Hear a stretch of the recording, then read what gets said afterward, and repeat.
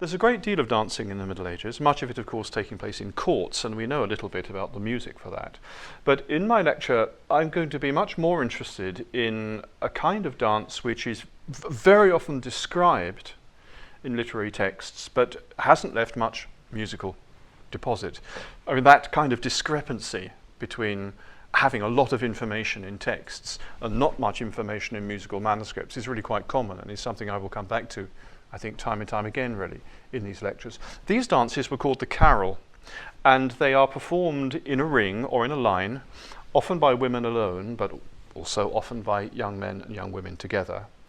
And the structure of them is question and answer. That is to say, someone sings, or the group sings a refrain, to which then someone, the soloist, sings the new material, then the refrain comes back, then a soloist sings more new material, then the refrain comes back. In other words, the refrain is everyone's part of the song, and everyone waits for it to happen because it's enjoyable.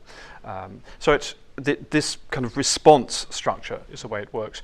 And these were considered so scandalous by the church, very often anyway, that of course they describe them in the sermons and say what you shouldn't do, which means we have a great deal of information about them. I mean, the women's makeup, the women's use of false hair, the way the older women would try and get into them and so on, whether they're primarily for the young. I mean, there's a whole world to be reconstructed about these dances. Indeed, they often took place, for example, on Sunday after the service in an alehouse or in the alehouse garden.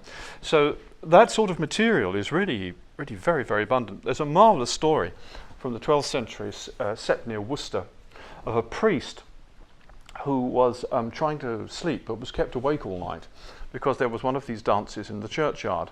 And the writer who tells us this story actually gives us the refrain of the carol in English. I mean, he's writing in Latin, but he breaks into English to give it, which is Sueta le mandinara, sweet beloved, give me your favour. And of course the refrain kept coming back, so it went deep into the priest's head.